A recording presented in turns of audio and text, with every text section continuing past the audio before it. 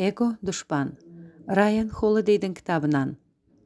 Әр адам жетістікке жету үшін, табысты болу үшін өмір бойы оқу керек және үйрену керек. Ал біздің эгомыз бізге қандай кедергілер келтіреді? Оқудың күші оның ұзақтығында ғана емес, оқу процесі барысында эго мен амбиция басқа адамның қолына көшетінінде, әр шәкірт ұстазынан артық білмейтінін, ол тек шебердің көмекшісі ғана бола алатын ұққандықтан, эгоға белгілі бір шек қойылады. Ұстазға бағыну арқылы өзіңізді бағындыруды үйренесіз, сіз оны алдай алмайсыз. Білімді төте жолмен игере алмайсыз, оған күн сайын көңіл бөлуге тура келеді. Біз баз біреудің өзімізден асып кеткенін ұнатпаймыз, немесе әлі көп нәрсе үйрену керек екен ойлаған да ұнамайды. Бәрін жылдам аяқтап, дайын болып тұрғымыз келеді. Үнемі қарбаласта қапылып жүреміз, жүгіміз көп. Сондықтан да талант құнының төмендеуі өмірдегі ең үлкен қиындықтың бірі, бірақ талант шеберлік белгісі болып қала береді. Білімге наразылық үлкен қателік, өйткені ол біздің үздік болуымызға кедергі жасайды. Байыпты баға, уға қарсы дәрі. Осының бәрін түсініп білудің нәтижесінде басқаларымыз үшін де мұның айтарлықтай айырмашылығы жоқ. Бізде бірдеңе үшін күресеміз, бірдеңеге қарсы күресеміз. Тура сол мақсатқа жетуге үміттенетін жалғыз сіз деп ойлайсыз ба? Сіз табысқа талпынған жалғыз адам емессіз. Әдетте ұлы адамдардың соншама қарапайым болып келетінін білгенде көпшілік таңғалады. Бұл қалай? Олай өздерін айбыны мен орнын біле тұра қатал дөрекі болмаған ба? Шындығында олар өзіне сенімдеді, бірақ мәңгілік шәкірт болу олардың мойынсынуға үйретті. Ежелгі гректің стоиктік философы Эпиктет былай дейді: егер адам бәрін білемін деп ойласа, ештеңе оқып үйрене алмайды. Бәрін білем десеңіз, оқи алмайсыз. Сұрақ қойғанда өз-өзіңізге тым разы, тым сенімді болсаңыз, жауап ала алмайсыз. Керемет бола алмайсыз, өйткені онсыз да өзіңізді керемет сезінесіз. Кері байланыс ала білу өнері, әсіресе ол қатаң әрі сыншыл болған кезде өмірлік машық ретінде өте маңызды. Жағымсыз ақпаратқа белсенді түрде ұмтылуымыз керек. Оның әсіресе достарымыз, отбасымыз және миымыз бәрі жақсы деген сәтте келтіруге тырысуымыз керек. Алайда эго мұндай кері байланыстан табанды түрде қашады. Кім өз-өзін түзетуді қолға алуды шынымен қалайды дейсіз? Эго біздің кім екенімізді білемін деп ойлайды, яғни ол біздің ерекше, данышпан, қайталанбас екенімізге сенімді. Ол шындықты ұнатпайды, өз бағасын артық көреді. Эго егжей-тегжейлі ойлауға мүмкіндік бермейді. Түбінде кім болғымыз келетініне қарай әдетте ұзақ созылған түсініксіздік, күту, қандай да бір қалыптармен, парадокстармен күресу кезеңін басымыздан өткеруіміз қажет. Білетініміз жеткіліксіз екенін және оқуымыз керек екенін мойындаудың арқасында ғана біз тыныштық сақтай аламыз. Ал біздегі эго болса, шыдамдылық жолы болмайтындардың ісі деп, оны қателесіп, әлсіздік деп ойлайды. Талантымызды әлемге танытуға лайық екенімізге сендіреді. Жұмысымызды дәлелдемек болғанда өзімізді жақсы жағынан көрсетуді ойлаймыз. Бірінші дүкенімізді ашуға дайындалғанда, ең соңғы дайындықтың үстінде келушілерді көргендей боламыз. Эго шындықтан алшақ, зиянды кері байланыс тудыратын біздің дұшпанымыз. Біз қорғана алмайтын кездегі қорғану позициясы. Эго жетілуімізге кедергі келтіреді. Жетілудің қажеті жоқ дейді. Сонан соң, неге қалаған табысымызға қол жеткізе алмадық? Неге басқалар үздік? Неге олардың табысты жолы жалғасып жатыр деген сұрақтарды қиналыспен жауап іздейміз. Сіз ешқашан естімеген, енді ешқашан естімейтін сансыз кәсіпкер, жазушы, бас аспаз, бизнесмен, саясаткер, дизайнерлер айлақтан шыға сала өз кемелерін суға батырған. Барлық дилетант сияқты бұларда да құштарлық болды, бірақ оларға тағы бірдеңе жетіспеді. Нақтылай түссек, ессіз құштарлық. Бұл жерде шектен шыққан энтузиазм түріндегі құштарлықты. Алдымызда тұрған нәрсеге ойланбастан бас қойып, бүкіл энергиямызды соған жұмсауды айтып отыр. Нақты қалай болатыны белгісіз, бірақ амбициясы айғайлап тұрған нәрсе. Біз әрекет еткенде, әсіресе бұрын бетпе-бет келіп көрмеген жайттарда күрделі мәселеге жолығып жатамыз. Мүмкіндіктер әдетте суылай, түбі көрінбейтін саяз әрі балдыры көп тоған. Мұндай су қоймасына сүңгу үшін ержүрек әрі батыл болу керек. Мұндай жағдай айқындықты, байқампаздықты, әдіс тәсіл табандылығын қажет етеді. Алайда біз үнемі шамамен былай жасаймыз. Шабыт келеді, бар мүмкіндікті пайдаланып, ең үздік болсақ дейміз. Бірдеңені бірінші болып жасағымыз келеді, әрі оны үздік шыққанын қалаймыз. Кеңес жақсы нәтижеге жету үшін бірте-бірте жатау керек. Кеңес жақсы нәтижеге жету үшін бірте-бірте жасау керек. Шындығында біз не естігіміз келсе, соны естиміз. Қалаған ісімізбен айналсамыз. Дегенмен, керемет еңбекқорлығымызға қарамастан, іс жүзінде тындырғанымыз шамалы шығады. Немесе одан да сорақысы, күтпеген сәтсіздікке кез боламыз. Табысты адамдардан құштарлық туралы естиміз де, дәл сол мінез жолы болмағандарға да тән екенін ұмытып кетеміз. Әдетте құмарлық әлсіздікті бүркемелеп тұрады.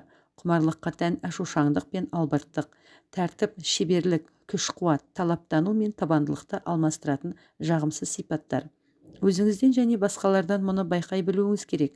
Өйткені құмарлықтың бастау көзі салмақты да жақсы, ал салдары бастапқыда күлкілі, соңында қорқынышты болуы мүмкін. Кім болғалы жүргенің, еңбегінің жемісі қандай болатынын егжей-тегжейлі әңгімелей алатын адамның құмарлығы байқалып тұрады. Олар сізге бұл жетістікке жетуді қашанға межелегенін, мұндай табысқа жетудің ауыртпалығына байланысты машақаттарды да нақты баяндап бере алады. Олар не істегелі жатқанын, тіпті не бастағанын айтып беруі мүмкін, бірақ ісінің ілгерілегенін көрсете алмайды. Өйткені ол онымен өте сирек айналысады. Соншама қарбаласып жүріп, ештеңеге қол жеткізбеу мүмкін бе? Құмарлықтың парадоксы да осында. Құмарлық пен қызығушылық әйтеуір бірдеңеге қатысты болады. Мақсат бірдеңеге қол жеткізу үшін керек. Шын мәнінде мақсат менді әлсіретеді. Мақсат сізге ләззат сыйлау үшін емес, сізден тыс бірдеңеге талпынудан тұрады. Сізге мақсат қана емес, реализм де қажет. Неден бастау керек? Алдымен не істеу керек? Дәл қазір не жасаймын? Неліктен біз әрекетіміздің алға сүйрейтініне сенімдіміз? Нені бағыт етеміз? Әдетте, жетістікке жеткен адамдар кішкентай қадамдардан бастайды. Қадам жасай алып, әрі қарай қалай қозғалған жөн екенін бажайлайды. Содан соң нәтижесін белгілеп алып, өзін соған сай жетілдіріп отырады. Көбіне нәтижеге арифметикалық жағынан емес, геометриялық прогресс тұрғысынан өседі. Сіздің жасағыңыз келген маңызды жұмысыңыз құмарлық пен албырттықты емес, кеңінен ойластыруды, байқампаздықты талап етеді.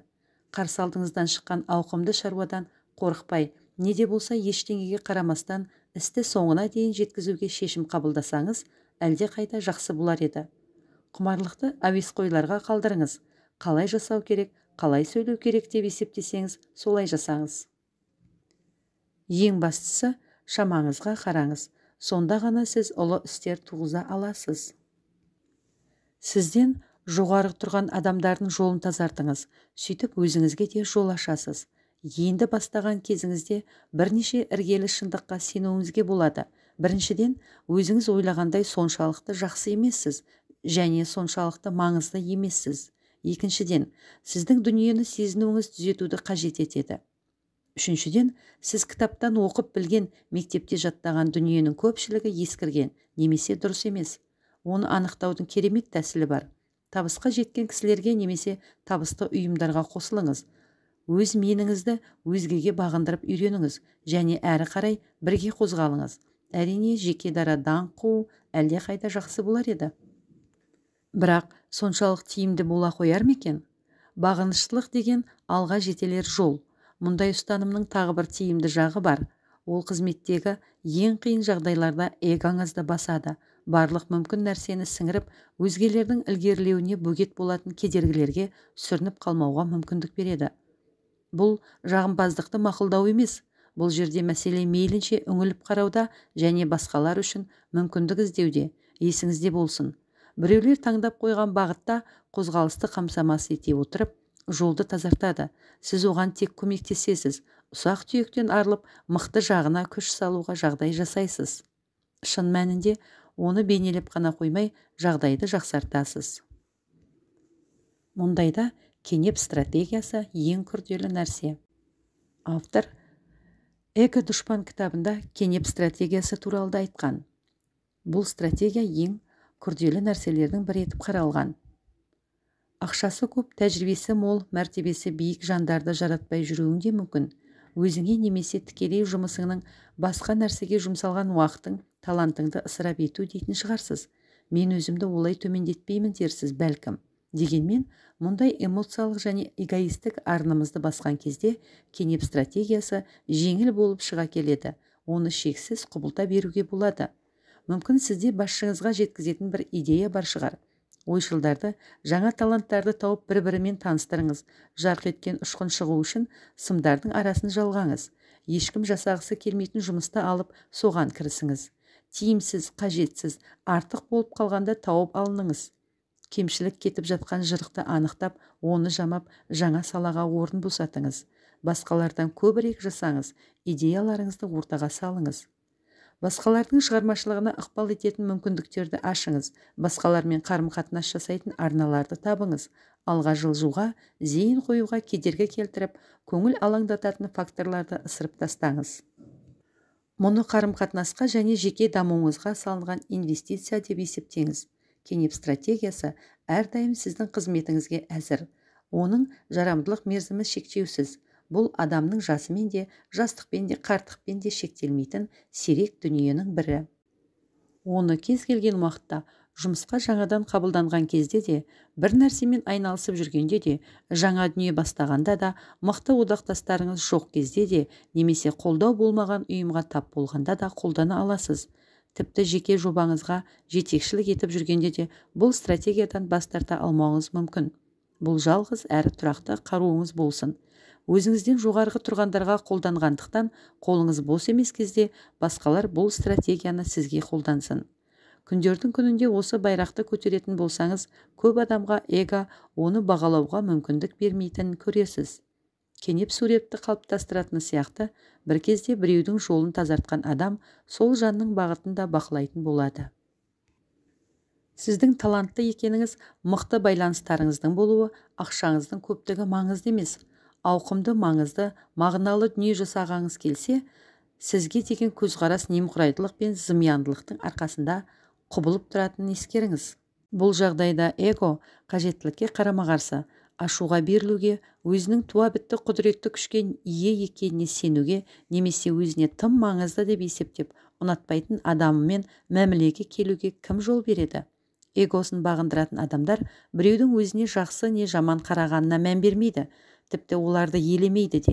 Өмір болған соң ренжу, жұмыстан шығып қалу, дөрекілігі жасау, бір тарапты мәміле жасау алдымыздан шығады. Сізге дауыс көтеретін жағдайлар болады.